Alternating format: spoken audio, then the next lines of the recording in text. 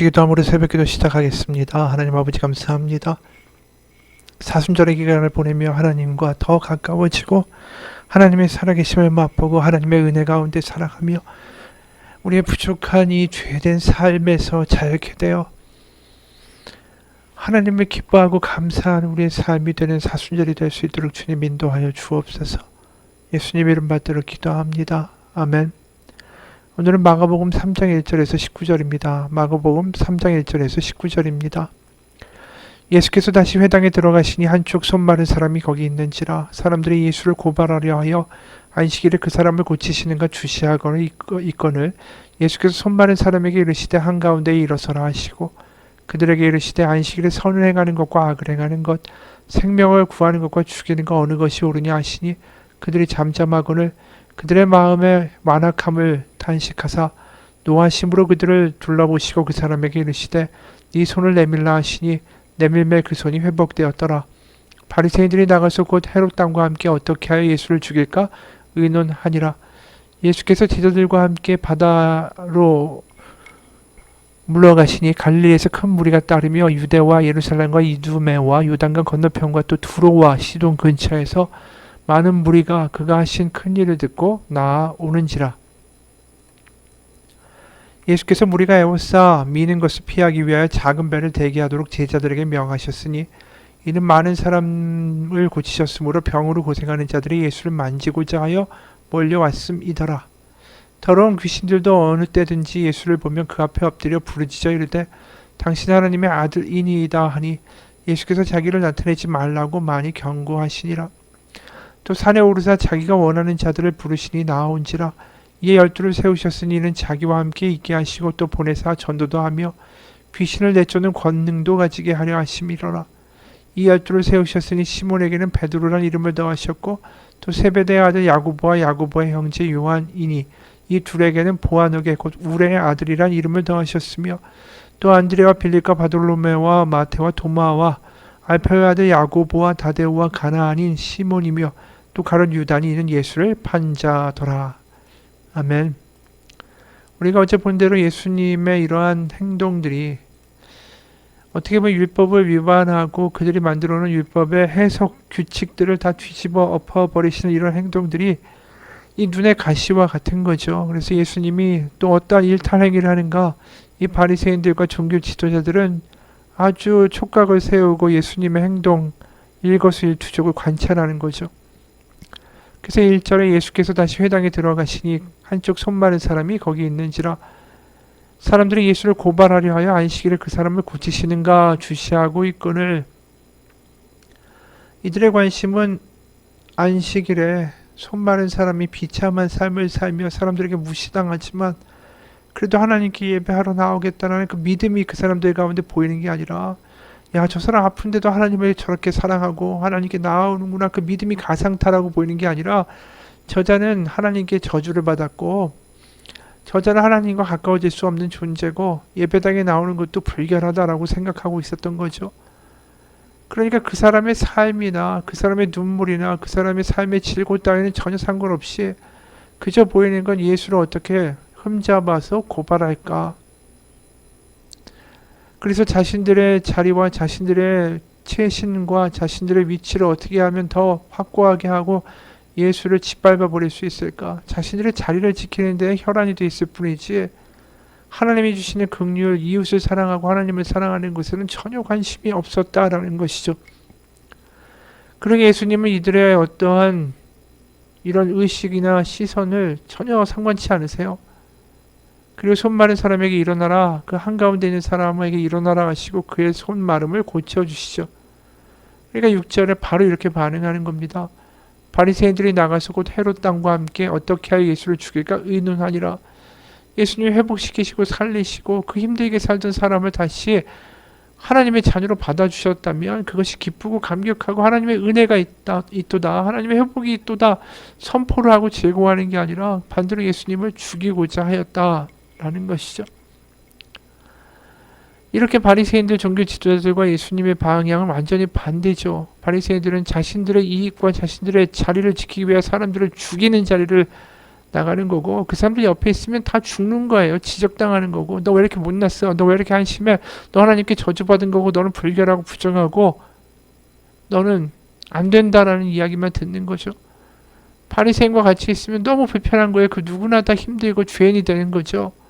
근데 예수님과 함께 있으면 전혀 반대죠. 생명을 주고 위로를 주고 평강을 주고 소망을 주시는 일만 벌어지는 거예요. 그게 싫은 거죠. 그러니까 예수님 곁에 수많은 무리들이 몰려들죠. 병자들, 부정하다 불결하다고 불리우는 그들이 모두 다 달려듭니다. 10절, 이는 많은 사람을 고치셨으므로 병으로 고생하는 자들이 예수를 만지고자 하여 몰려왔습니다. 더러운 귀신들도 어느 때든지 예수를 보며 그 앞에 엎드려 부르짖어 이르되 당신 하나님의 아들이니이다. 파격적인 거죠. 하나님의 아들이 와서 하시는 일이 율법을 지키는 자들과 함께 하나님의 율법을 더 공고히 하고 이방인들과 로마인을 물리치는 일을 하시는 것이 아니라 엉뚱하게 율법적으로 그 당시에 저주받고 부정하다고 하는 이들을, 귀신 들린 자들을 고치시고 그러한 일들을 직접 감행하시는 이 분이 하나님의 아들이다. 이 충격적인 이야기들을 지금 귀신들이 다 하는 거죠. 바로 하나님의 새로운 길이 열린 겁니다. 밑에서부터 위로 우리의 선행을 쌓고 우리가 더 거룩해져서 하나님께 가까이 가는 이 말도 안 되는 길이 아니라, 아니 63빌딩보다 더 높은 100층짜리 200층짜리 건물을 짓는다고 해도 그 건물이 하늘에 닿습니까? 우주에서 보면 그 건물이나 지하에 파여있는 아주 1층짜리 그냥 조그만 건물이나 차이가 없죠. 밑에서부터 위로 가는 길은 불가합니다. 오직 하나님이 위에서부터 아래로 열어주시는 길만이 우리가 하나님을 만날 수 있는 길이죠. 그래서 우리의 은혜 행위가 아닌 그분의 긍휼과 그분의 자비와 그분의 은혜로 열리는 나라, 하나님의 나라, 그 하나님의 나라를 여시는 하나님의 아들의 마음, 그 사랑, 은혜가 오늘 본문에 그래서 나타나는 거죠. 그러면서 또 우리가 보는 게 12명의 제자를 세우시는 거예요. 이게 하나님의 사랑, 또 위에서부터 아래로 부어주신 하나님의 은혜와 무슨 상관이 있는가 우리가 이렇게 말할 수 있는데, 12제자는 왜 12일까요? 12지파를 구약에서 12지파를 의미하는 것이죠. 12지파가 12제자로 해석되는 것입니다. 그런데 12제자의 면모들을 보십시오. 세리, 어부, 열심당, 하나같이 율법을 잘 알고 그 당시 존경을 받는 사람들하고는 거리가 멀었습니다. 어떻게 보면 세상 가운데 다 무시당하고 별 볼 일 없는 사람들이었어요. 그 사람들을 12제자로 세우셨다.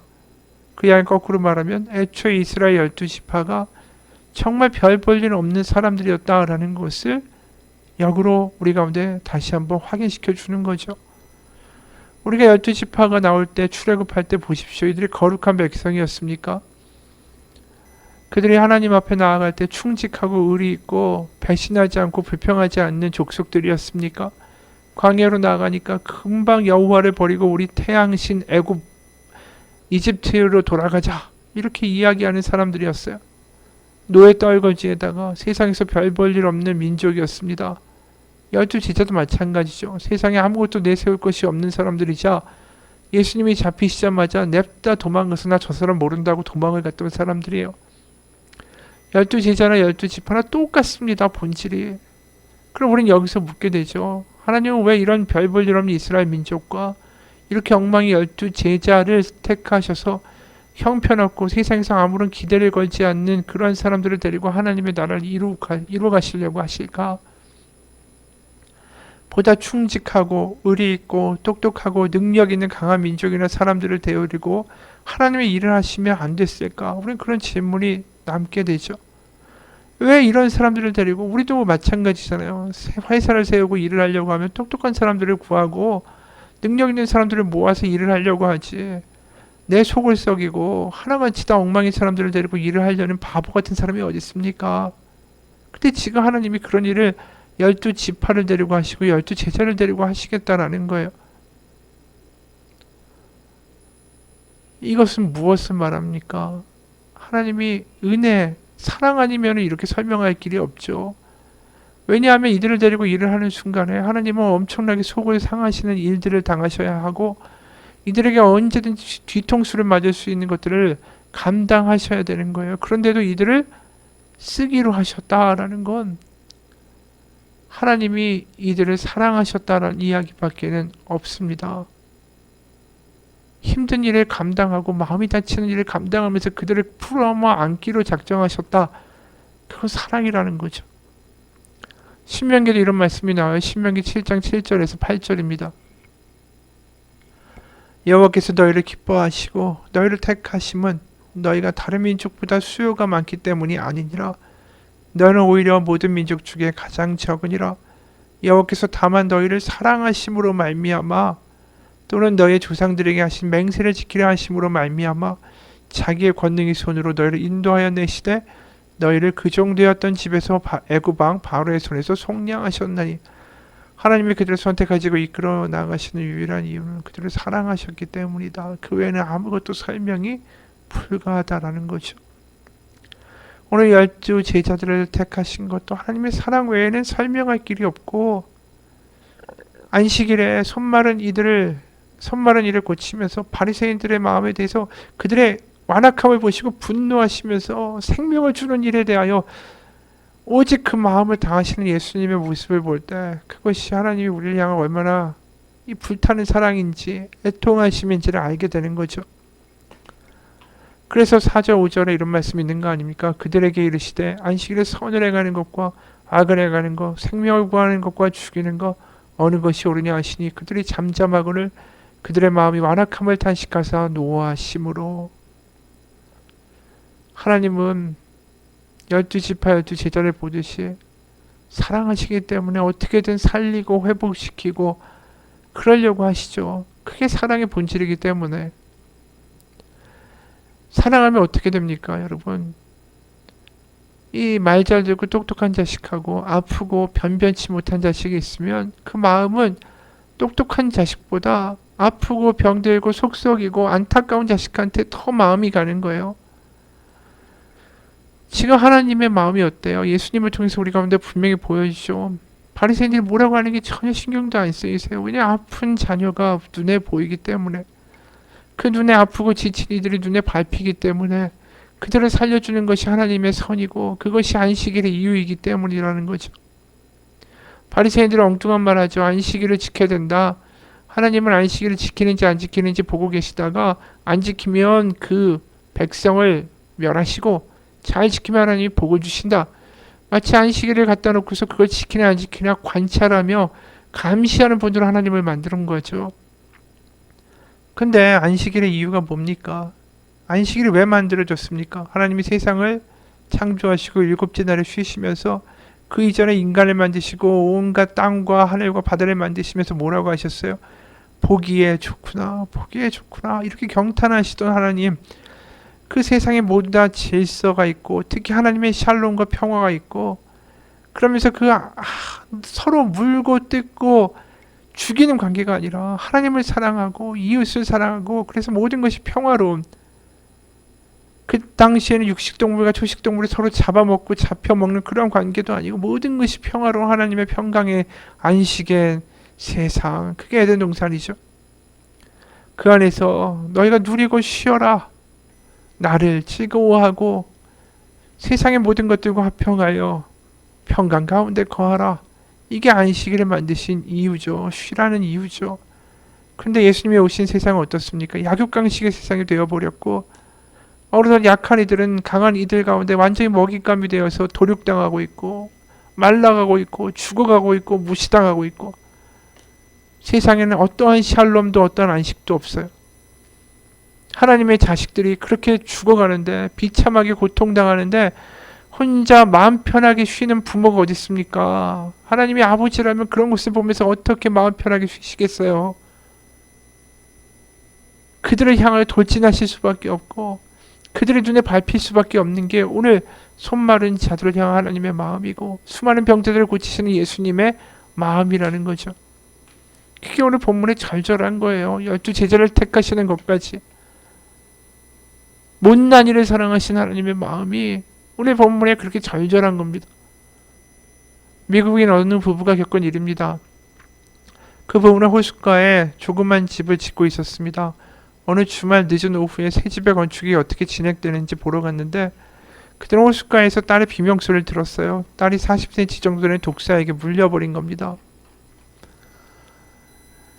그러니까 거기는 전화도 없고 앰뷸런스를 부를 수도 없고 시간이 급하니까 딸을 들쳐업고 차에 뛰어올라서 무서운 속도로 자동차로 총알같이 달렸습니다. 비상등을 켜고 경적을 울리고 과속을 하고 신호위반을 한 거예요. 생사 걸렸으니까.